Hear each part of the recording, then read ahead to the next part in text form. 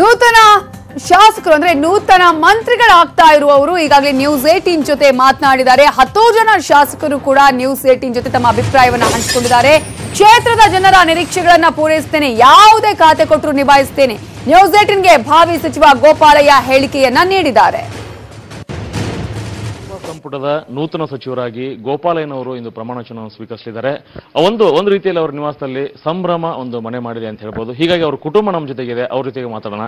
Madam, ಕೊನೆಗೂ ಸಾಹೇಬರು ಇವತ್ತು ಸಚಿವರಾಗಿ ಪ್ರಮಾಣ ವಚನವನ್ನು ಸ್ವೀಕರಿಸ್ತಾ ಇದ್ದಾರೆ, ಏನು ಅನ್ನಿಸ್ತಿದೆ ಸರ್? ಇದು ತುಂಬ ದಿವಸದ ಕನಸು ನಮ್ಮದು. ಇವತ್ತು ನನಸಾಗ್ತಾ ಇದೆ. ಮಾನ್ಯ ಮುಖ್ಯಮಂತ್ರಿಗಳಾದಂಥ ಯಡಿಯೂರಪ್ಪ ಸಾಹೇಬರು ಮತ್ತು ರಾಷ್ಟ್ರಾಧ್ಯಕ್ಷರಂಥ ನಡ್ಡಾ ಸಾಹೇಬರು, ಅಮಿತ್ ಶಾ ಸಾಹೇಬರು ಎಲ್ಲ ಸೇರಿ ಇವತ್ತೊಂದು ಕರ್ನಾಟಕದಲ್ಲಿ ಒಂದು ಸುಭದ್ರವಾದ ಸರ್ಕಾರವನ್ನು ರಚಿಸಬೇಕು ನಿಟ್ಟಿನಲ್ಲಿ ಇವತ್ತು 10 ಜನಕ್ಕೂ ಸಹ ಒಂದು ಮಂತ್ರಿ ಸ್ಥಾನವನ್ನು ಕೊಡ್ತಾ ಇರೋದು ತುಂಬ ಖುಷಿಯಾಗಿದೆ. ಈ ನಮ್ಮ ಕ್ಷೇತ್ರದಲ್ಲಿ ಮಹಾಲಕ್ಷ್ಮಿ ಲೇಔಟಲ್ಲಿ ನಾವೇನು ಹೊಸದಾಗಿ ಹೇಳಬೇಕಾಗಿಲ್ಲ. ಪ್ರತಿಯೊಬ್ಬರು ಮನಸ್ಸಿನಲ್ಲೂ ಸಹ ಸುಮಾರು 2,88,000 ಮತದಾರರ ಮನಸ್ಸಲ್ಲೂ ಸಹ ನಮ್ಮ ಶಾಸಕರಿದ್ದಾರೆ. ಇವತ್ತು ಮೂರನೇ ಬಾರಿಗೆ ಶಾಸಕರಾಗಿ ಆಯ್ಕೆ ಆಗಿರುವಂಥದ್ದು.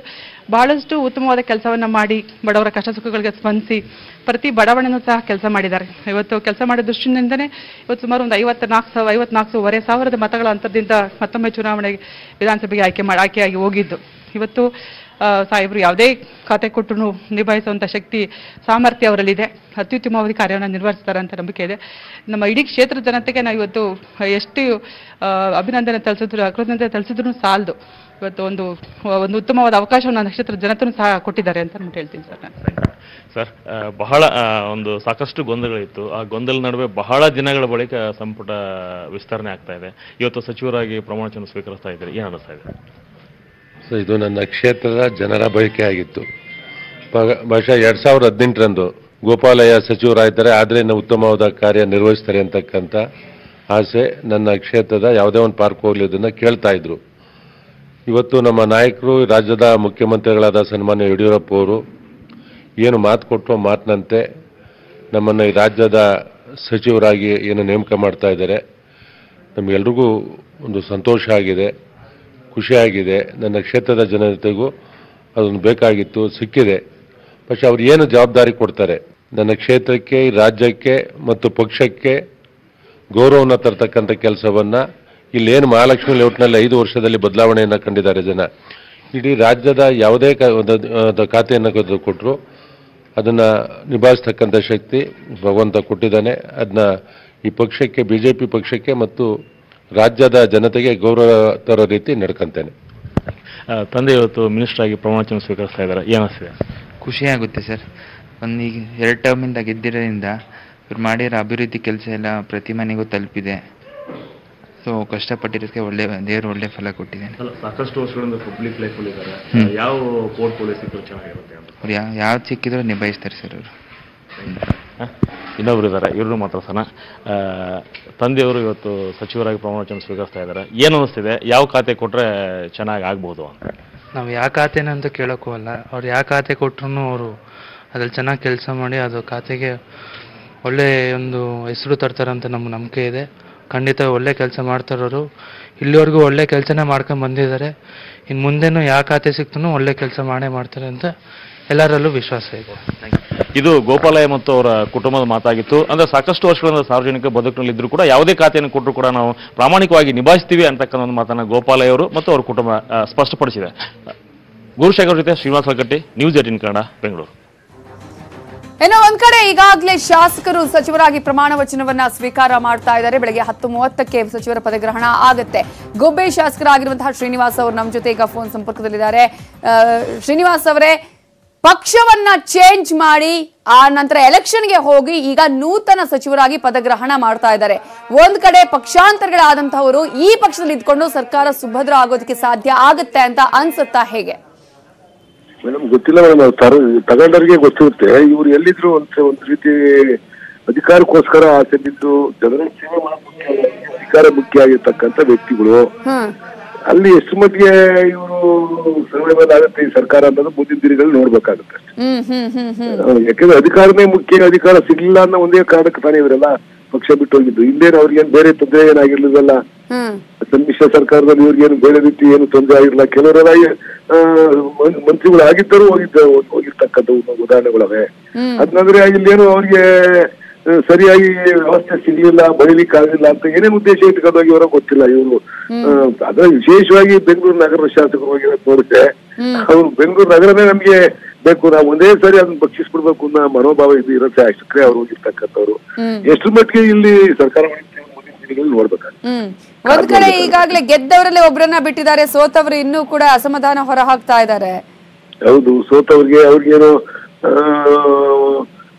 ಟೈಮ್ ಬೀಯಿಂಗ್ ಮುಂದೆ ತಿಳಿತಾ ಇದ್ದಾರೆ. ನಾವು ನೆಕ್ಸ್ಟ್ ಜೂನ್ ಅಲ್ಲಿ MSc ಖಾಲಿ ಆಗ್ತೀವಿ ಏನೇನು ಹೇಳ್ತಾ ಇದ್ದಾರೆ. ನೋಡೋಣ, ಏನೇ ಆಗ್ಲಿ ಅಧಿಕಾರ ಬೇಕು ಅನ್ನೋ ಒಂದೇ ದೃಷ್ಟಿಗೆ ಇವ್ರು ಹೋಗಿರ್ತಕ್ಕಂಥವ್ರು. ಮುಂದಿನ ದಿನಗಳಲ್ಲಿ ಯಡಿಯೂರಪ್ಪ ಎಷ್ಟು ಫ್ರೀ ಆಗ್ಬಿಡ್ತಾರೆ ಇವ್ರಿಗೆ ದೋಚ್ಲಿಕ್ಕೆ ಏನಾದ್ರು ಮೇಲೆ ನಿಂತ್ಕೊಳ್ಳುತ್ತೆ ಮೇಡಮ್ ಈ ಸರ್ಕಾರದ ಭವಿಷ್ಯ.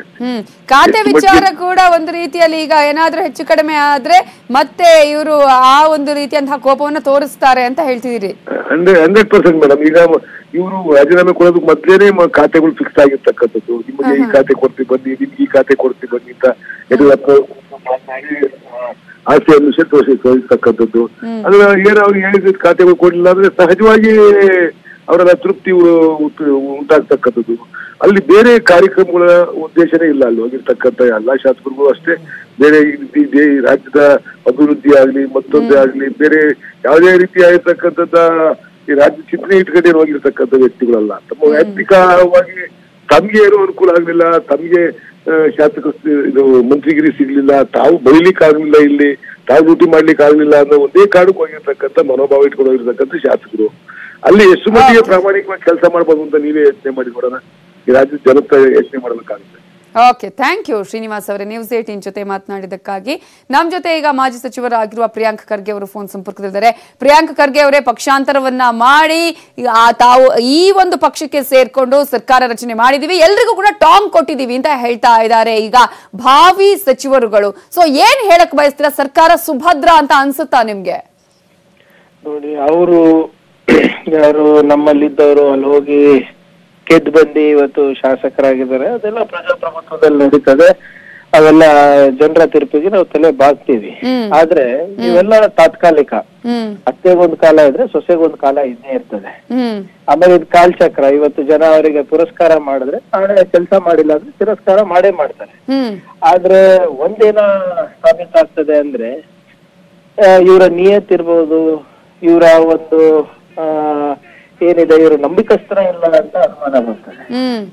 ಇವತ್ತು ಕಾಂಗ್ರೆಸ್ ಆಗಿರ್ಬೋದು, ಬಿಜೆಪಿ ಆಗಿರ್ಬೋದು, JDS ಆಗಿರ್ಬೋದು ಅಥವಾ ಬೇರೆ ಪಾರ್ಟಿಗೆ ಹೋದ್ರು ಕೂಡ ಇವ್ರ ಮೇಲೆ ಸದಾ ಒಂದು ಚರಿತ್ರೆ ಮೇಲೆ ಅಥವಾ ಇವ್ರ ಒಂದು ನಡವಳಿಕೆ ಮೇಲೆ ಒಂದು ಪ್ರಶ್ನೆ ಚಿಹ್ನೆ ಇದ್ದೇ ಇರ್ತದೆ. ಏನಪ್ಪಾ ಈ ತರ ಎಲ್ಲ ಮುಂದೆ ನಂಬಿಕಸ್ತರ ಇವರೇ 2020 ಆಡಕ್ ಬಂದಿದಾರ ನಮ್ ಜೊತೆ ಅಂತ ಯಾವಾಗ್ಲೂ ಅನುಮಾನ ಕಾಡ್ತಾನೆ ಇರ್ತದೆ. ಆದ್ರಿಂದ ಯಾವ ಸಂಬಂಧಗಳು ಅನುಮಾನದ ಮೇಲೆ ನೀವು ನಿಲ್ಲಿಸ್ತೀರಾ ಅಥವಾ ಅದ್ರ ಬುನಾದಿ ಅನುಮಾನ ಇರ್ತದೆ, ಬಹಳ ಜನ. ಈಗ 2 ತಿಂಗಳಾಯ್ತು ರಿಸಲ್ಟ್ ಬಂದು, ಆಲ್ಮೋಸ್ಟ್ 2 ತಿಂಗಳ ಆಗ್ತಾ ಇರೋದ್ರಲ್ಲಿ ಈಗ ಸಚಿವರ ಆಗ್ತಾ ಇದ್ದಾರೆ. ಇದು ಕೂಡ ಒಂದು ರೀತಿಯಲ್ಲಿ ಸಾಕಷ್ಟು ದಿನಗಳಾಯ್ತು ವೇಟ್ ಮಾಡ್ತಾನೆ ಇದೀವಿ ಅನ್ನುವಂಥ ಮಾತುಗಳು ಬಂತು. ಸಚಿವ ಸ್ಥಾನದ ವಿಚಾರಕ್ಕೆ ಸಂಬಂಧಪಟ್ಟಂತೆ ಸೋತವರಿಗಿಲ್ಲ ಅನ್ನುವಂಥದ್ದು ಒಂದಷ್ಟು ಅಸಮಾಧಾನಗಳನ್ನ ಮಾತುಗಳು ಬಂತು. ಇದು ಕೂಡ BS ಯಡಿಯೂರಪ್ಪ ಅವರಿಗೆ ಈಗ ಹಗ್ಗದ ಮೇಲೆ ನಡಿಗೆ ತೂಗುಗತಿ ನೇತಾಡ್ತಾನೆ ಇದೆ ಅಂತ ಅನ್ಸುತ್ತಾ ಹೇಗೆ ಅಂತ ಸರ್ಕಾರದ ವಿಚಾರದಲ್ಲಿ? ಈಗ ಅದು ನೀವು ಹೇಳಿಲ್ಲ, ನಾನು ಹೇಳಿಲ್ಲ. ಅವ್ರ ಮೇಲೆ ತೂಗತ್ತಿ ಇದೆ ಅಥವಾ ತಂತಿ ಮೇಲೆ ನಡೀತಾ ಇದಾರೆ ಅಂತ ಸ್ವತಃ ಮುಖ್ಯಮಂತ್ರಿಗಳೇ ಹೇಳಿದ್ದು. ಅಂದ್ರೆ ಯಾವ ಮಟ್ಟಕ್ಕೆ ಈ ಸರ್ಕಾರದಲ್ಲಿ ನಾವು ಸ್ಟೆಬಿಲಿಟಿ ಕಾಣಬಹುದಂತ ಅವರೇ ಆಗ್ಲೇ ಒಂದು ಹಿಟ್ ಕೊಟ್ಟಿದ್ದಾರೆ ನಮ್ಗೆ. ಯಾಕಂದ್ರೆ ಇವರು ಯಾರು ಮೂಲತಃ ಬಿಜೆಪಿ ಅವರಿಗೆ ಸಾಕಷ್ಟು ಭಿನ್ನಾಭಿಪ್ರಾಯಗಳು ಹೇಳ್ತಾ ಇದೆ. ಮತ್ತೆ ಪ್ರಾದೇಶಿಕ ಏನು ನಿಮ್ಗೆ ಪ್ರಾತಿನಿಧ್ಯತೆ ಕೊಡ್ತಾ ಇಲ್ಲ ಅಂತ ಅಸಮಾಧಾನ ಇದೆ. ಮತ್ತೆ ಜಾತಿ ಲೆಕ್ಕಾಚಾರ ಕೂಡ ಓಡ್ತಾ ಇದೆ. ಮತ್ತೆ ಮೂಲ ನಿವಾಸಿಗಳು, ವಲಸಿಗರು ಅದೆಲ್ಲ ಪ್ರಾರಂಭ ಆಗ್ತದೆ. ನಾವು ಹೇಳ್ದಂಗೆ ಇದು ಶಾಶ್ವತ ಇರ್ಲಿಕ್ಕೆ ಸಾಧ್ಯ ಇಲ್ಲ. ಯಾಕಂದ್ರೆ ಇವ್ರ ಬುನಾದಿನೇ ಅನುಮಾನ. ಇವ್ರ ಬುನಾದಿನಲ್ಲಿ ಏನಿದೆ, ಇದರಲ್ಲಿ ವಂಚನೆ ಇದೆ, ಇದರಲ್ಲಿ ನಂಬಿಕೆ ಅನ್ನೋದು ಏನೂ ಇಲ್ಲ. ಸೊ ಆದ್ರಿಂದ ಇದು ಎಷ್ಟು ದಿನ ನಡೀತದೆ ನೋಡೋಣ ಅಂತ. ಥ್ಯಾಂಕ್ ಯು ಪ್ರಿಯಾಂಕ್ ಖರ್ಗೆ ಅವರ ನ್ಯೂಸ್ 18 ಜೊತೆ ಮಾತನಾಡಿದ್ದಕ್ಕಾಗಿ. ರಾಜಭವನ ಯಾವ ರೀತಿಯಾಗಿ ಸಿದ್ಧ ಆಗಿದೆ ಅನ್ನೋದ್ರ ಜೊತೆಗೆ ಇನ್ನಷ್ಟು ಮಾಹಿತಿ ಚಿಕ್ಕ ಬ್ರೇಕ್ ಆದ್ಮೇಲೆ.